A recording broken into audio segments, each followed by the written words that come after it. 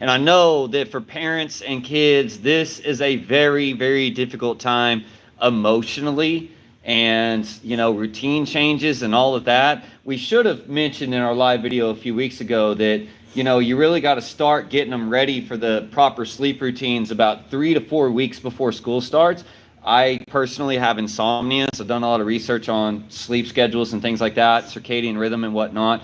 And one of the things I learned along the way is if you start to get undisciplined about your bedtime or your kid's bedtime or something like that through the summer, which is totally normal. Do not feel bad about that. We do the same thing. But when it comes down to having to get them back on a schedule, it's important to let them step it down. For example, if they've been going to bed at midnight lately, then for 1 week, step it down to 11:30. Trying to go to sleep lights out at 11:30 instead of midnight. The week after, go down to 11. The week after that, go down to 10:30. And that's why you really need to start these things 3 or 4 weeks before school starts, because your body doesn't take well to adjusting in periods of longer than 30 minutes. So if you go straight from, well, I normally go to sleep at midnight, but I got to get up earlier, so now I'm just going to go to sleep at 10:30. Your body doesn't handle that well. Your brain won't shut off when it's supposed to. You have to train your brain when it's time to fall asleep. So if your kid has struggles, they're saying, well, I laid down at 10, but I still couldn't fall asleep till 11:30 or midnight because my brain wouldn't shut off. That's because they're used to using their brain between 11 and midnight. And you have to slow step that back down so that it trains their body and brain when to sleep at the correct time. But I am mostly going to hand this talk over to Miss Rose here because she deals with the younger kids classes, and she deals with a lot of things like after school restraint collapse, which is a real thing where kids just lose their ever-loving minds when school gets out during the day and things like that, until they get more set into their routine anyway, and it becomes more normal. But I believe I've got a couple tricks, but I know she's got a lot more tricks and tips about this than I do. Yeah, so when your kids get home and they absolutely lose their mind, it has nothing to do with you. Absolutely nothing to do with you. It is completely, absolutely normal. Just like when grandparents bring kids into class for the first time and they've never done it, and then the kid loses their mind. There's a whole other real mental brain term for what happens then. Yeah, and it's not just not your fault. It's not your kid's fault either. No. It's really not your kid's fault either. It's an emotional regulation thing. Yeah. And so in this case, when school starts and your kids get home, or even if they get home from daycare, like during the summer, it's called after school restraint collapse. And what happens is kids are like pressure cookers. And so they take in, we are too, don't get me wrong, we have after work restraint collapse. Yes. And so we take in all of those little things that would normally, we would just be like, no, I don't want to do that, whatever. And we bottle it up. All right. And it layers. Let me take a second to say hi to Dota. We're doing really well. Lincoln, nice to join. Nice for you guys to join. Appreciate you being here. Awesome to see you guys. Thanks for the comments. Yes, go ahead, Miss Rosie. I'm going to cut you off for that. And what happens is it layers inside of us mentally, right? All those little things, all the times where we had to, or your kids, where they had to pull in their behavior because they didn't want to get in trouble, and it just builds and builds and builds. And so right, and it happens with us too. Like me and her right now, you see I'm having a hard time. I keep cutting her off. I'm having a little bit of that restraint class myself. Like Saturdays are long for us. Like she starts work at 7:30 in the morning. I come in around 11 and we work straight through. Like she's about to be done. She'll get to leave as soon as we're done with this episode. I've still got another 3 hours ahead of me. So, it affects us adults too. Yeah. And so by the time they get home and they are with their safe person, you, in their safe place, home, they're done. And they the top blows off that, and they are going to lose their little minds. They're going to throw tantrums. They're going to cry. Not all the time. It might express more in things that you don't want them to say, in ways that you don't want them to say it. It might express in them not playing well, not sharing well, throwing toys. They're feeling their big emotions, and they've been kind of controlled all day. Yeah. No, they've been super controlled. Okay, what I need you to understand, and we all know this about public schools, is that they want your kid to sit still all day most of the day long. Yeah, but pretty much all day. And that is not how children's brains are meant to be. That is not how little bodies are meant to learn. Right. Here's the thing. I've done podcasts on learning before. Learning is something that is kind of a big subject for me. And the thing is you don't actually do most of your learning while you're studying. Most of your learning happens during the unstructured playtime in between. So you study some things, you're trying to remember some things, you're trying to learn some things, but if you just constantly study for hours and hours and hours at a time, most of the material goes in one side out the other. If you really want to retain material, you have to stop from time to time, do something else for a while so your brain has a chance to move that information from your working memory to your stored memory. But that happens when you're not focused on it rather than when you are. Yeah. Titan twins, we're talking about after school restraint collapse. It's what happens when kids get home from school and they lose their minds. Yeah. And they go crazy and they're super emotional. So what ends up happening is through the day, your kid is building up cortisol levels inside their brain and body. Stress hormones. Stress hormones. And so when they get home, they dump that and they're like, they have to let go of all the stress. Well, actually, Titan, this applies to you too. I use these tricks when studying in college, because if you try to study for like 4, 5, 6 hours in a row, you're only going to remember maybe 20, 30% of what you actually learned. You really need to give yourself time for that information to move into your stored memory. The normal recommended way to do this is about 45 minutes on, 10 minutes off. So 45 minutes of study, 10 minutes to go walk around, do something else. 45 minutes of study, 10 minutes to go walk around, do something else. This allows your brain to process the things you've learned rather than just moving them through your working memory and out the other side. So. And I mean, quite honestly, I have a master's degree. I know most people don't know that about me. I have a master's degree. Yep. And there were times I was submitting papers at like 11:59 and 10 seconds. And I am shaking, literally praying the program doesn't go down while I'm submitting this. Because it had to be in by midnight. Yeah, I remember afterwards, those. I was a mess for 2 hours because there was so much stress. And it takes time for your body to process those stress hormones. Now, one of the most important things I think I can give you, especially if you're dealing with kids, but this is the same if you're going to college or adult or whatever, give yourself 10 to 15 minutes, or if you're talking about younger kids right after school, give them half an hour of unstructured playtime where they're allowed to role play things out. Now, unstructured playtime doesn't necessarily mean make them play alone. You can play with them, but allow them to take the lead and allow them to role play things out. What you're going to find is they're generally going to want to role play things like arguments and conflict. And it's because they have been bottling up all of these emotions to prevent causing conflict in school, because they'll get in trouble for that, and yet their bodies and brains haven't processed the conflict yet. And so through unstructured play, they can role play out the conflicts that they were thinking about through the day, and it allows them to process their emotions. Yes, and that is one of the ways that we can deal with after school restraint collapse. Another one is making sure that after school they do not have screen time for an hour. And I know that's really hard because guess what? We have after work restraint collapse and we're touched out. We're peopled out. But I'm sorry, we need to take a back seat to this and let our kids get through that before we take our unstructured time as well. Now, I see it a little bit differently, but this is coming from somebody who, you know, one of my favorite ways to role play through my conflicts that I'm dealing with is video games. Now, it's not that I get home and immediately do the video game. I've got to calm down first. So I've got to sit for a minute, take a walk. For about an hour. For me, I do it for about 10 to 15 minutes, sometimes 20 minutes. But. But an hour is a good amount of time because that lets your kid have that decompression time right after school. And in that time, get them a healthy snack. That healthy snack will help them regulate those cortisol levels in their brain, and their body needs proper fuel. Stop talking to your kid about eating the right things for them. Talk to them about fueling their body. Hey, you burned a lot of energy today using your brain. Your brain uses a lot of energy. Let's get you a good snack. Right? Talk to them in the right ways about eating good foods, and they will think they're superheroes. The why behind it. Yeah. And then try to stop asking your kids questions when they get off the bus and pick them up. Especially broad questions. Broad questions feel loaded to a kid. How was your day?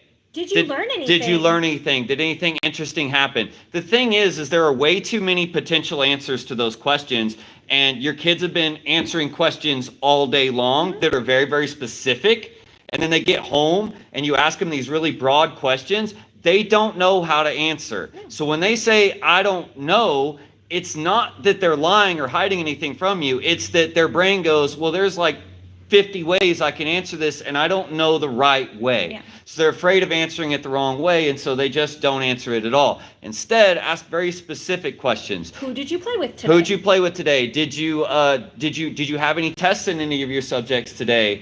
Did you get one of your papers back? What grade did you get today? Just something very specific, very specific, because they'll be able to answer the specific question. They're not going to be able to answer the great big broad question. Yeah, no. So keep the number of questions short, small list of questions, and specific. That way your kid can think about, like, maybe even one good thing, like, who did you play with today?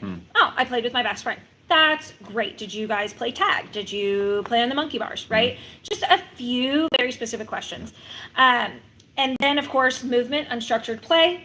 That's really important. I recommend that before homework time. So I think too many parents get straight to homework right after school. Actually, that was the next thing on my list. Yeah, Stop cutting me off. I recommend some unstructured play time.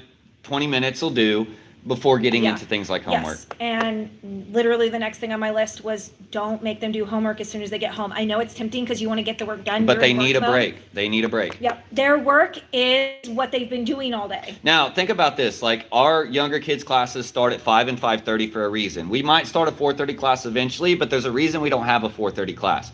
The main reason for that is we want kids to be able to have 20 minutes of unstructured time when they get out of school to process all this stuff, and then enough time to at least get started on their homework before class.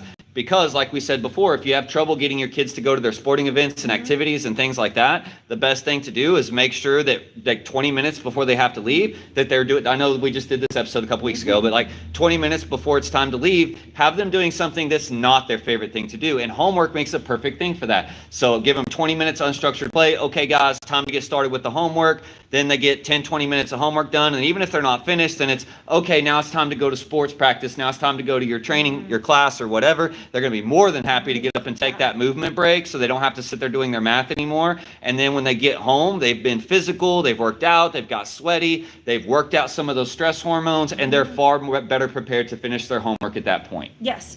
And remember, when they do have meltdowns, because kids will have meltdowns. They will have meltdowns. They are tiny humans with the same size emotions as us and not as much life to build coping skills and experiences to deal with them. We're just better at regulating it than they are. But I don't know a single adult that hasn't come home from work and wanted to cry, wanted to be in tears, but I got to go get the kids. I gotta cook the meal. I gotta run some errands, whatever. Yeah. And so we tend to cope by focusing on other things.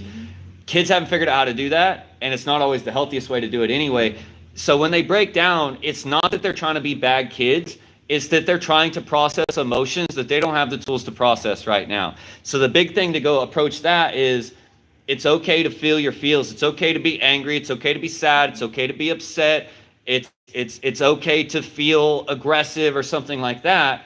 But this is our chance to guide our kids to the healthy ways of expressing those emotions. So instead of yelling at me, can you just tell me that you're angry and maybe what's made you angry or what's got you frustrated, right? I understand that you're sad and you really need to cry and let it out. Here, give me a hug.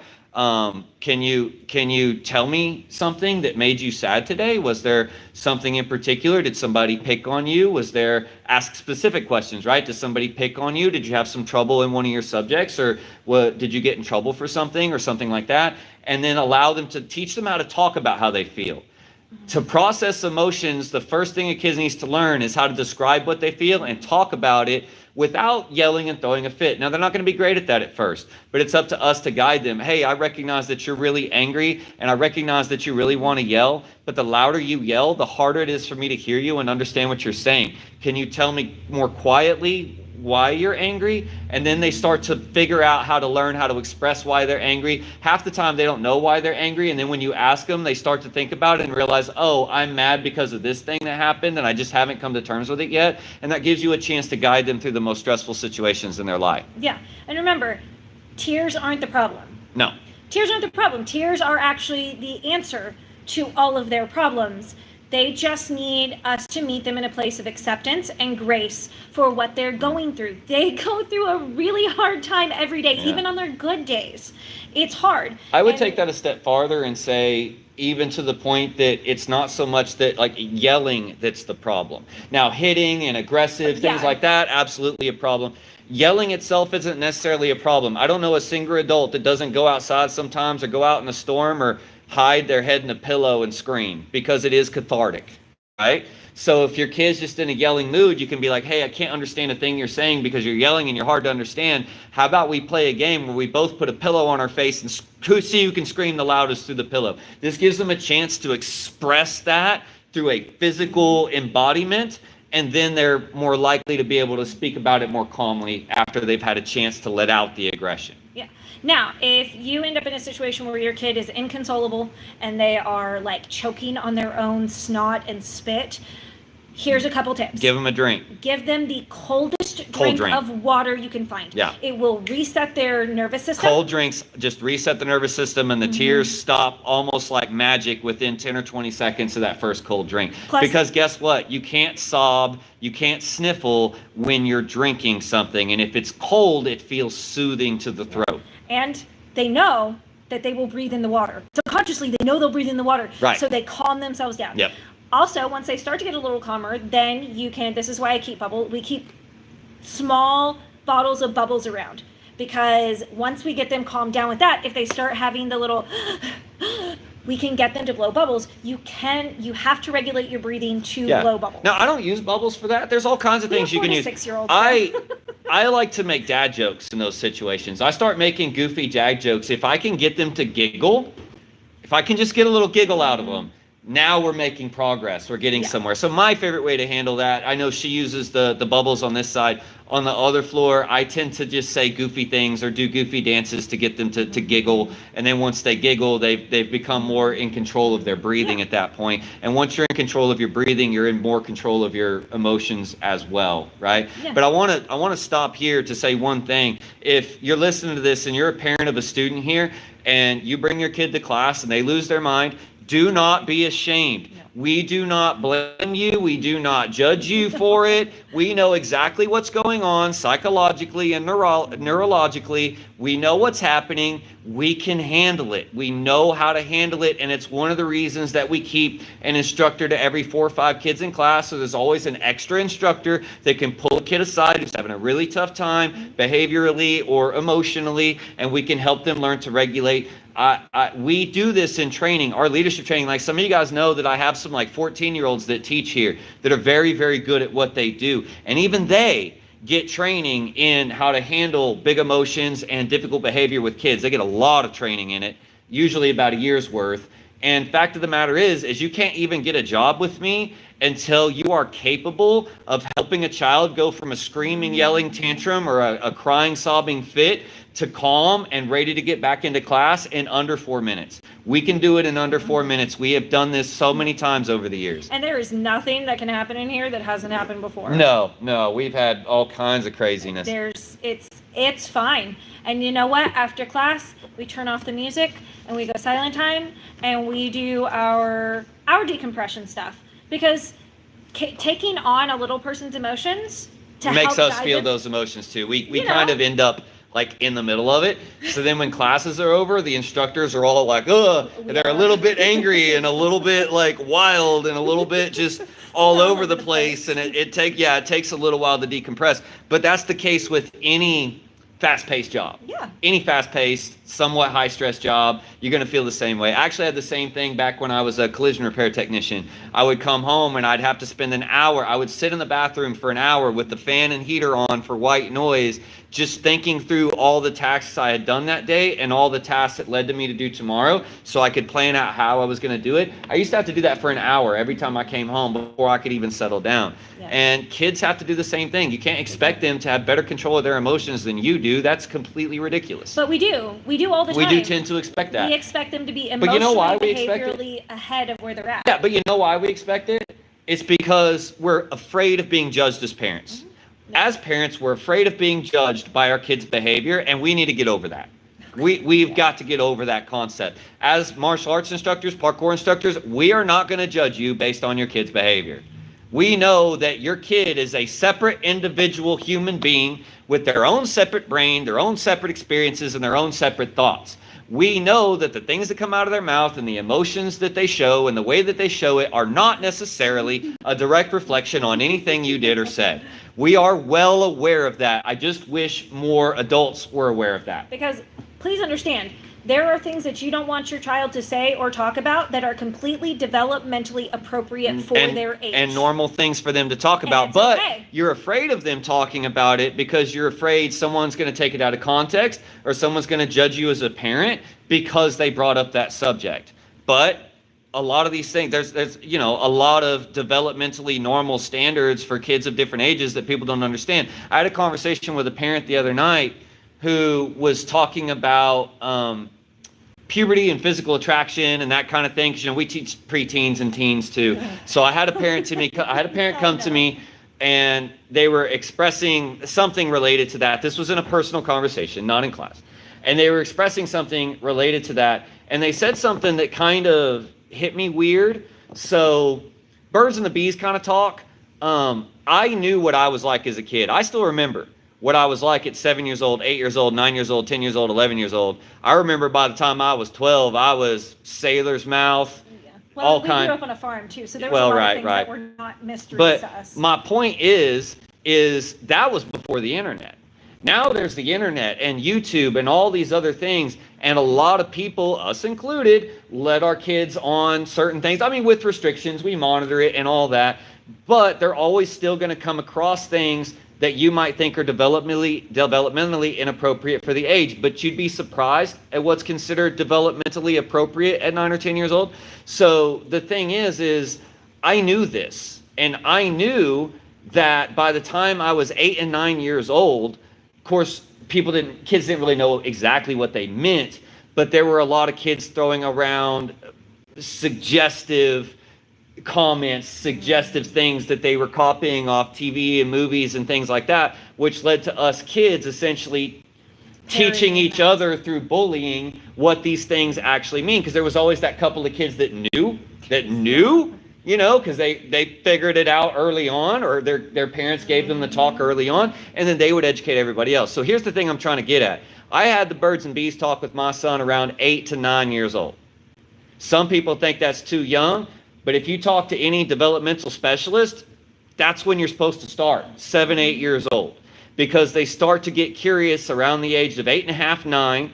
No, they're not physically at that point yet, but they're mentally curious about it by that point, which, as you know, if you've ever done potty training or training to walk or anything like that, you have to do it when they're ready to do it, right? Same thing here. Problem is, too many parents put it off and go, well, they don't need to know anything about that. They haven't even hit the beginnings of puberty yet. We're going to have that talk when they're 12. Well, by the time they're 12, the kids they went to school with have already educated them. The bullies have already educated them. The internet's already educated them, and you done missed your window.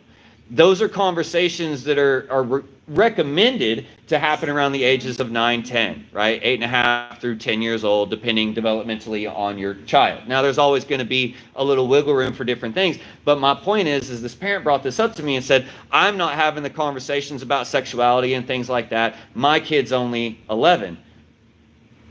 In my mind, you're too late. Right? It's a little too late to talk about that because all their peers are talking about it already. I know this particular child, and they already know more than you want them to know. Yeah, guarantee it. Now, here's the thing. As their coaches, as their martial arts instructors, kids tend to be a little bit more open around us because they feel like we're not their parents. And yes, we'll get onto them when they get inappropriate. Don't get me wrong. We're absolutely getting onto them when they get inappropriate. But you'd be surprised what we hear sometimes, and we have to get onto them for sometimes at the younger ages. So, my point is you have to be able to approach these subjects before they become a problem, not during or after the time they become a problem, right? Think back, if you're a parent, think back to how you were at 10, 11, 12 years old and the kind of jokes you and your friends were making with each other and the kind of things bullies made fun of you for and the kind of words getting tossed around. Now look at your 10, 11-year-old and tell me that they're not going through the same stuff. Because if you do, you're fooling yourself. You're fooling yourself. But I think we got off topic. We did get off topic. I don't know how that happened. Yeah. But just to kind of recap, because we've already been on here for almost 30 minutes. We were talking about age appropriate. Yes. Age appropriate ways to handle emotions and things like that. Yes. So remember, your kids are layering, their brains are full of stress hormones by the time they get out of school, and they might melt down. They might throw a fit. They might be hard to get to do things. But just remember, try to limit their screen time, get them some unstructured playtime, get them a healthy snack, and then, ask appropriate, specific questions about their day try to connect with them. Can I say a little bit more about unstructured playtime? Sure. And I know I said this before, but seriously, this unstructured playtime thing is magic, right? Mm-hmm. But you have to, yes, you're still the parent in unstructured playtime, but you have to put your parenting label kind of just a little bit to the side and give your kid the freedom to lead the play, to lead the conversation, to lead the role play. And sometimes they're going to want to do goofy little kid stuff. And then sometimes they're going to want to role play aggressive arguments and fights and things. Don't tell them it's wrong. Let them role play it out. Make it kind of fun. And then if they're starting to take it a little too far, then after the playtime, you can be like, hey, by the way, if you ever actually end up in this type of conflict or argument, this would be a better way to handle it than the way you did in the playtime. And it makes unstructured playtime allows your kid to do what they want, how they want, say what they want, which allows you the chance to see where their mind is at so you can accurately guide them to the right ways to deal with it. Yes, we're asking you to do some parent-child therapy with your kiddo after school. Yeah. But yeah, when you're in events like this time of year, we tend to have a lot of people quit, little kids in particular, and it almost, not every time, but it almost always comes down to my kids' behavior when they get home from school is just absolutely ridiculous, and I can't handle it, and they're not going to act right in class, and so it basically comes down to embarrassment of the parent. The parent feeling embarrassed at how their kid might act in class. Don't feel embarrassed about that, y'all. We will handle it. I had a kid the other day, I think he's 11, maybe 12. I had a kid the other day, solid kid, been with us a long time, always one of my best hard workers, right? And we were sparring the other day, and this kid lost his temper. And he went a little hard. Now, while he went hard, immediately I was jumping into this, but the other kid that he was going with, they're pretty close. They're pretty good friends. And he was handling it just fine and helping his friend calm down in the middle of it, right? And I got them separated and all that. And my biggest fear at the end of class is that fact that I saw that the kid who lost his temper was ashamed. And you could see it written all over his face. He was absolutely ashamed and embarrassed and afraid that I was going to judge him for it. So I went to him after class and had that talk. Look, man, we all lose our temper sometimes. And yes, this class is all about self-control. But every once in a while, we all lose our temper. You lost it for about 10 seconds. Then you got it back together. And I'm really proud of you for getting it together and coming out the other side. And I want you to know that it's nothing to be ashamed of. Nothing at all to be ashamed of. And sometimes you just have to tell your kid that. I know you're angry, and I know you yelled at me, and I know that was wrong, and I got on to you, but I also want you to know that you should not be ashamed of your anger. You should not be ashamed of your sadness. You should not be ashamed of your stress. Don't shame them for their feelings. If you shame them for their feelings, they will not talk about their feelings to you anymore. Do not shame them for their feelings. So there's been times that my son has had some big feels, right? And he's come home and expressed those feels in a really bad way. And I tried to work him around and get him calmed down. And he still expressed it in a wrong way. And it got to a point where I had to get on to him. Man, we don't talk to people like that. You don't talk to me like that. Go spend 30 minutes, calm down, go for a run, go do something to get yourself calmed down before we have this discussion. But every time that happens, I also turn around and apologize. And I say, look, man, it's not that I wanted to get on to you, and you definitely shouldn't be ashamed of being angry. You just weren't expressing it in a healthy way, and I needed you to calm down so we could express it in a healthy way. I had to set a boundary. So I'm sorry for getting on to you. I'm sorry for setting that boundary.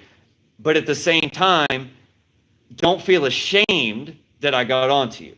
We're going to let it go. I'm not going to hold on to it. You don't have to hold on to it. Don't be ashamed for the emotions. But next time, let's try to do it this way. Right, so that we can get to a point where we can get to the bottom of the situation. Yeah. And any good leader uses the same concepts, right? Any good leader deals with conflict on a daily basis. Conflict with consumers and clients, conflict with the team they lead, conflict with other peer-to-peer management, conflict with other companies, conflict with people trying to sell you something. Conflict is part of leadership. and big emotions are a part of it. So to be a masterful leader, you have to be masterful at influence, emotional control, emotional regulation, and how to trick somebody else who's feeling big emotions into regulating their own emotions. The same skills we need as parenting are the same skills we would use in a leadership position to, as we move up through whatever company we work out or whatever positions we get, and you end up leading a team. These skills are just as important there. Yep. Just as important there. Yep. All right. I think that's all about we had to talk about today, right? Yes, sir. I know I sound a little bit like Boomhauer right there. Bang old dog talk about today. All right. So until we see you guys again, be the best teammates you can be and be the best at being you.